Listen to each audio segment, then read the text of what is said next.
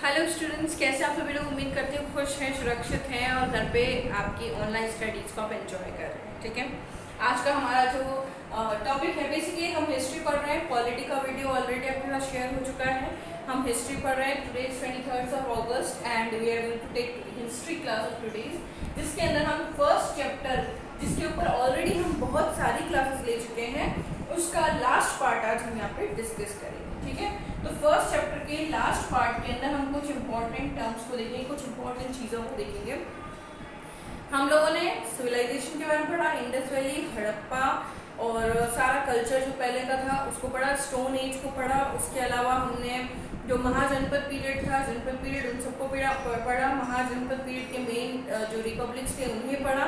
इन सारी चीज़ों को हम ऑलरेडी स्टडी कर चुके हैं। उसके बाद में हमने सभा समिति को देखा, फिर हमने रॉक कार्ट को देखा। तो ये सारे बेसिक चीज़ों को हम आपके साथ में डिस्कस कर चुके हैं। अब एक नया टॉपिक जो है वो है आश्रम सिस्टम। पहले के टाइम में क्या होता था कि एक एवरेज एज जो मानी जाती थी वो होती थी 100 ईयर्स।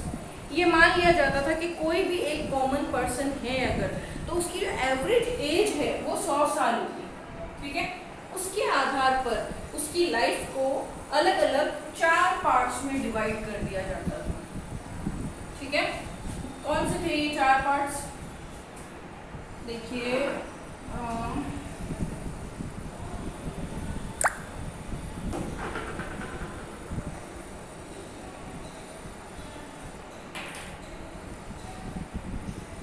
कौन कौन से थे ये 4 पार्ट? सबसे पहले तो आता था ब्रह्मचार्य आश्रम। ब्रह्मचार्य आश्रम, इनको आश्रम सिस्टम कहते हैं। आश्रम में डिवाइड कर दिया। ब्रह्मचार्य जब बच्चा छोटा है, मतलब कि 1-2 साल से लगा करके और 8-10 साल तक का जो एज का बच्चा है वो ब्रह्मचारी कहलाता है, जिसको कोई सुध बुध नहीं होती है। इवन ज़्यादा, इससे ज़्यादा ही मान लो, 12-13 साल का जो बच्चा होता है वो एज। ठीक है, उसके बाद में ब्रह्मचार्य के बाद में क्या आता था? ब्रह्मचार्य आश्रम के बाद में आता था गृहस्थ आश्रम। क्या होता था?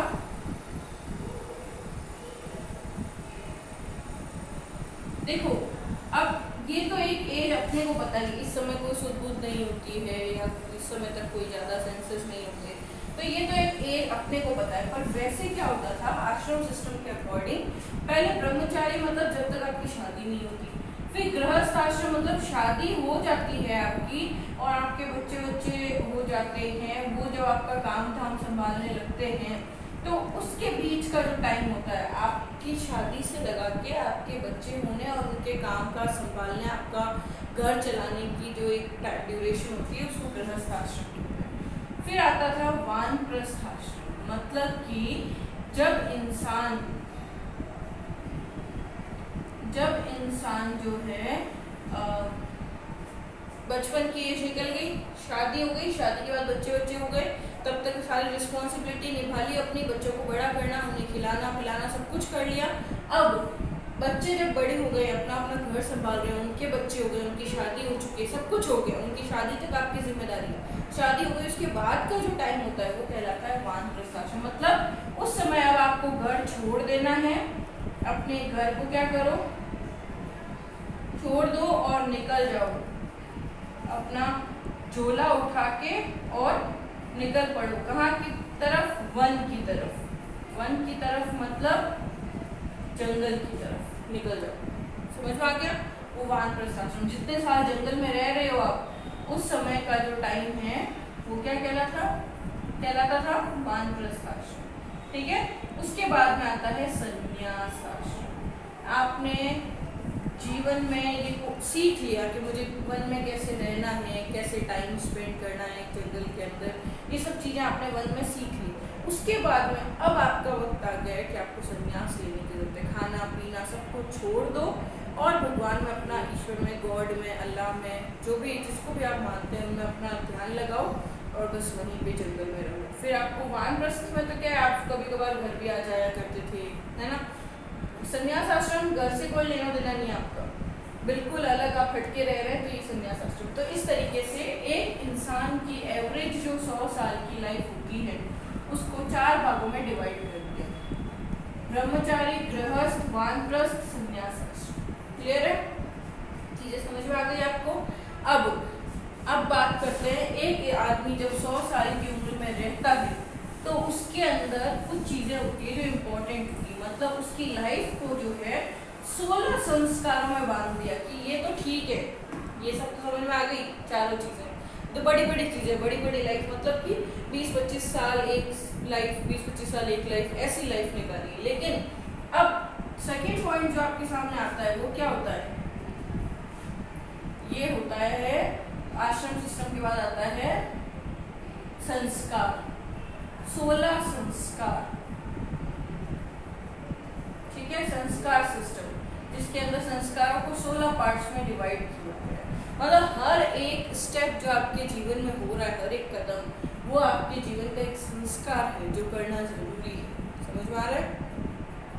तो 16 संस्कार कौन कौन से होते हैं? देखो, गर्भ धारण, जब आप माता की पेट में जब गर्भ धारण करते हैं माता का, तो गर्भ धारण होता है। फिर होता है पंचवन, फिर होता है सीमांतोनर्जन, उसके बाद में होता है जटाकर्म, ठीक है, फिर होता है नामकरण, निष्क्रमण, अन्नप्राशन, चूड़ाकर्म, कर्णवेधा, विद्यारंभ, उपनयन संस्कार जिसे कहते हैं, जनेऊ धारण करते हैं जो, वेदारंभ, वेद का ज्ञान जब अर्जन करना शुरू करते हैं तो वेदारंभ होता है, केशांत समारोह होता है, मतलब बाल उतारे जाते हैं, केशांत होता है, समावर्तन होता है, फिर विवाह होता है आपका, और फिर अंत्येष्टि होती है, मतलब डेथ हो जाती है। तो इस तरीके से जन्म से लेकर डेथ तक कितने संस्कार हैं? 16 संस्कार में डिवाइड किया गया है, ठीक है।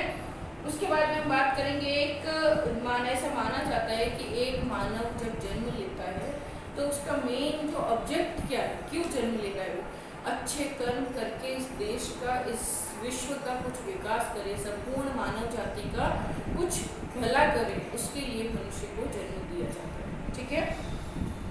इसके अलावा रत्न, त्रिरत्न पढ़ लिए थे हमने, ठीक है। फिर हमने यज्ञ के टाइप्स भी पढ़ लिए थे, यज्ञ के, है ना, यज्ञ के टाइप भी पढ़ लिए थे हमने। उसके अलावा हमने फर्स्ट चैप्टर के अंदर इकोनॉमिक लाइफ और अचीवमेंट्स पढ़ना था। ये भी चलो कोई बहुत बड़ी चीज़ नहीं है, बहुत सिंपल चीज़ है। बुद्धिस्ट टाइम जो था, बुद्धा का जो टाइम था, उस समय इकोनॉमिक टाइम कैसा था, उस समय कल्चरल टाइम कैसा था, आर्ट एंड कल्चर कैसा था, साइंस कैसी थी, ये सब चीज़ें हमने पढ़ी थी, ठीक है। उस लाइफ के अचीवमेंट क्या क्या हुआ करते थे, ये सारी चीज़ें हमने डिस्कस की, ठीक है। अब हम बात करेंगे कुछ इम्पोर्टेंट चीज़ों की। यस, अब हम बात करते हैं आपके सामने वेदों की, ऋग्वेद, यजुर्वेद, सामवेद, अथर्ववेद, है ना। इसके अलावा और भी उपवेद है। तो सबसे पहले तो उपवेद का उपवेद का जो ऋग्वेद है वो कहाँ पे है? आयुर्वेद। आयुर्वेद के अंदर उपवेद बताया गया। ऋग्वेद का जो उपवेद है वो क्या है? आयुर्वेद। ब्राह्मण वॉल्यूम कौन सा है? अत्रेय। अरण्य कौन सा है? अत्रेय। उपनिषद कौन सा है? ऐत्रेय। सूत्र कौन सा है? अश्वालयम। और गुह्य स्रोत कौन सा है? सूत्र कौन सा है? अश्वालयम, ठीक है। तो ये सब चीज़ें, तो चलिए, तो आप जब क्लास अटेंड करेंगे ना तब आपको चीज़ें समझ आएंगी। तो हमने फर्स्ट चैप्टर को इजीली पूरा कवर कर लिया है।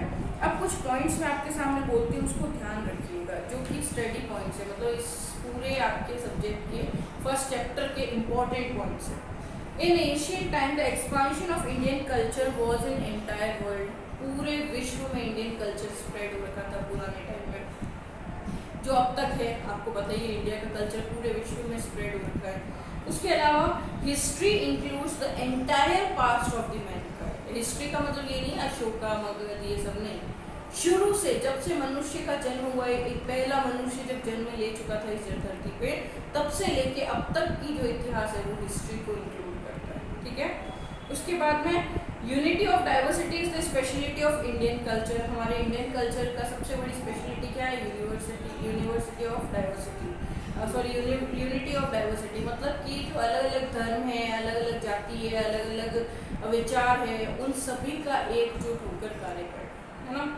उसके अलावा कौटिल्य, कलहण, बाणभट्ट, इन सभी ने अपनी अपनी किताबें लिखी है, अपने अपने एक्सीलेंस के बेसिस पे अलग अलग किताबें लिखी है ना। कलहण ने कौन सी लिखी है? राजतरंगी ने, है ना। कौटिल्य ने अर्थशास्त्र। तो ये सब चीज़ें आपको पता होनी चाहिए। वैदिक कल्चर जो है वो, वैदिक लिटरेचर, वेद का जो सिस्टम है वैदिक लिटरेचर का, वो वर्ल्ड का सबसे पुराना सिस्टम है। ठीक है। उसके बाद में बुद्धिस्ट और Jain volumes are the important sources of information about Indian history. Indian history के बारे में अगर आपको इंफॉर्मेशन लेनी है, सोर्सेज पता करने हैं, तो सबसे ज़्यादा जो अच्छा लिटरेचर है जिसे आपको पढ़ना चाहिए वो क्या है, बुद्धिस्ट और जैनिज्म लिटरेचर, ठीक है। टाउन प्लानिंग सबसे अच्छी कहाँ देखी गई थी, इंडस वैली सिविलाइजेशन में। स्टोन एज को कितने पार्ट्स में डिवाइड किया गया, 3 पार्ट्स में, मेसोलिथिक, पैलियोलिथिक और नियोलिथिक, है ना। उसके बाद में ठीक है, सरस्वती रिवर मेन थी किसके लिए, आर्यंस आए थे और उन्होंने इंडस वैली सिविलाइजेशन की स्थापना की कहाँ पे, सरस्वती नदी के किनारे। तो सरस्वती रिवर क्या है, इम्पोर्टेंट है। इसके अलावा इंडस सरस्वती सिविलाइजेशन हो गया। उसके बाद में हाँ, दीपांतर, इंडिया के Indian states of ultra marine, ये जो इंडिया है, यहाँ पे पानी है, यहाँ पे पानी है, यहाँ पे पानी है, यहाँ पे आइलैंड्स है हमारे छोटे छोटे, तो ये और ये जो यहाँ पानी के आसपास आ रहे हैं इन सबको क्या कहते हैं, अल्ट्रा मरीन। क्या कहते हैं, अल्ट्रा मरीन, ठीक है। उसके बाद में ठीक है, ऋग्वेद पीरियड पता चल गया आपको, सभा और समिति के बारे में भी पता चल चुका है। और डेसिमल किसने, जीरो का कॉन्सेप्ट किसने दिया था, आर्यभट्ट ने दिया था, इंडिया में दिया गया है ये, ठीक है। और एंशिएंट टाइम के अंदर astrology, astronomy, maths, medical treatment, physics, chemistry, सारी चीज़ें हम इंडिया टॉप कर रहा था, और किसकी वजह से, हमारे यहाँ पे हुए विद्वानों की वजह से, ठीक है। इसके अलावा जो इंडिया की फिलोसॉफी को जानने का सबसे अच्छा सोर्स है वो क्या है, उपनिषद। इंडियन फिलोसॉफी सबसे अच्छी कहाँ जानी जाती है, उपनिषद, ठीक है। तो ये सारी चीज़ें आपको समझ में आ गई होगी। अब आज का क्वेश्चन क्या है, सबसे पहले तो आश्रम सिस्टम, एक्सप्लेन आश्रम सिस्टम, एक्सप्लेन आश्रम सिस्टम, ठीक है। फिर राइट 16 संस्कार, 16 संस्कारों को बताइए, ठीक है। उसके अलावा जो है वेदों को बताइए, वेदांत के बारे में हम पढ़ चुके थे पहले, ठीक है, वेदास को बताइए। इसके अलावा सभा समिति के बारे में पढ़ चुके हैं, महाजनपद के बारे में पढ़ चुके हैं। त्रिपिटक कौन से हैं, त्रिपिटक, एक्सप्लेन त्रिपिटक पढ़ चुके हैं, इसके बारे में भी हम, है ना। तो ये 4 क्वेश्चन आज आपके होमवर्क में रहेंगे। आज आपका फर्स्ट चैप्टर क्या हो चुका है, कंप्लीट हो चुका है। कल हम लोग सेकंड चैप्टर स्टार्ट करेंगे। फर्स्ट चैप्टर के 2 वीडियोस हमने इंट्रोडक्टरी पार्ट पे किए, उसके बाद में हमने 4 पार्ट 5 पार्ट लेकर के इस चैप्टर को आज पूरा कंप्लीट कर दिया है। कल हम लोग जो है सेकंड चैप्टर स्टार्ट करेंगे हम लोग, बहुत इंपॉर्टेंट है, इसलिए सारे वीडियोस कंटिन्यू देखिए। और जो जो क्वेश्चन मैं होमवर्क में दे रही हूँ ना, सारे इंपॉर्टेंट है, सभी क्वेश्चंस नोट डाउन कीजिए नोटबुक में, क्योंकि जब आपकी स्कूल ओपन हो जाएगी तो मैं आपको बता देती हूँ कि ये सारा कोर्स आपको नहीं करवाया जाएगा। ये कोर्स हम यहीं पे करवा रहे हैं, ऑनलाइन क्लासेस में करवा रहे हैं, और यह कंप्लीट हो रहा है, इसलिए स्कूल ओपन होने के बाद आपको ये सारा काम नहीं करवाया जाएगा, ठीक है। तो आज जो चीज़ें हमने पढ़ी है, हाँ, आश्रम सिस्टम को एक्सप्लेन कीजिए और आश्रम सिस्टम के बारे में बताइए, कौन कौन से आश्रम है, क्या है। उसके बाद में संस्कार किसे कहते हैं और 16 संस्कारों के बारे में बताइए। उसके बाद में वेदों के बारे में बताइए, कितने वेद है और उनके उपवेद कितने हैं। उसके बाद में त्रिपिटक को एक्सप्लेन कीजिए। तो ये सारी चीज़ें, अल्ट्रा मरीन किसे कहते हैं ये भी लिखना है आपको। क्वेश्चन एक ये भी है, what do you mean by ultra marine. 1 2 3 4 5 question आज के होमवर्क में है आपके, ठीक है। मुझे अभी तक काम नहीं मिल रहा है आप लोगों का, मैं बता देती हूँ, मुझे होमवर्क नहीं मिल रहा है। आप ध्यान रखिए, होमवर्क कंप्लीट करके सबमिट कीजिए, otherwise we will take the strict action. Okay, bye bye, take care, अपना ध्यान रखिए। और कल से सेकेंड चैप्टर जो हम स्टार्ट करने जा रहे हैं उसमें कंटिन्यू हमारे साथ बने रहिए। Thank you.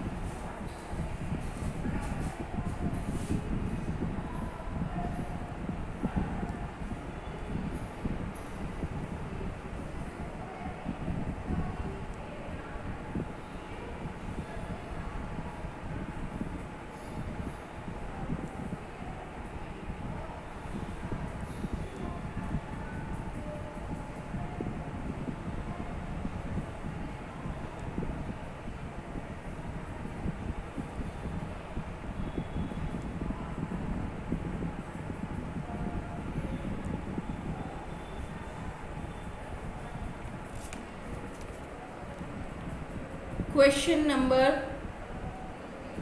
वेरी शॉर्ट के क्वेश्चन करने हैं आपको, 1 to 10 क्वेश्चंस आपकी स्क्रीन पे दिखाई दे रहे हैं आपको। वेरी शॉर्ट के 1 to 10 क्वेश्चंस आपको अपनी नोटबुक्स में करने हैं, आपके सामने दिखाई दे रहे हैं। You can see here 1 to 10 questions आपकी नोटबुक में कंप्लीट होने चाहिए और आप मुझे इसका भेजेंगे स्क्रीनशॉट। फर्स्ट क्वेश्चन क्या है, आर्कियोलॉजिस्ट जो है उसके बारे में बताना है, इंपॉर्टेंट आर्कियोलॉजिस्ट के बारे में। उसके बाद में आपको अच्छा आर्कियोलॉजिस्ट को किसके बारे में बताएंगे, जिसने कि सरस्वती रिवर के बारे में बताया हमें, है ना, उसके बारे में बताइए। फिर सेकंड क्वेश्चन कौन सा है, साउथ ईस्ट एशिया जो है उसके बारे में बताइए, कौन सी कंट्री ने साउथ ईस्ट एशिया को प्रोपोगेट किया था और इंडियन कल्चर को प्रोपोगेट किया था। थर्ड है अंगकार वट जो है उसकी मेमोरियल्स, अंगकार वट के जो मेमोरियल्स है वो किस कंट्री में है वो बताइए। Fourth question is Neolithic age, Neolithic age के मेन कैरेक्टरिस्टिक्स कौन कौन से हैं उसे बताइए, ठीक है। उसके अलावा फिफ्थ क्वेश्चन जो है वो आपका सरस्वती सिविलाइजेशन से रिलेटेड है, Indus Saraswati civilization. Sixth question भी इंडस सरस्वती से है। सेवेंथ क्वेश्चन जो है आपका वो किस पर बेस्ड है, कौन से सब्जेक्ट के अंदर जो है which subject is प्रोपाउंड in the Aranyak volume, Aranyak volume में किसके बारे में बताया गया है उसको बताना है आपको।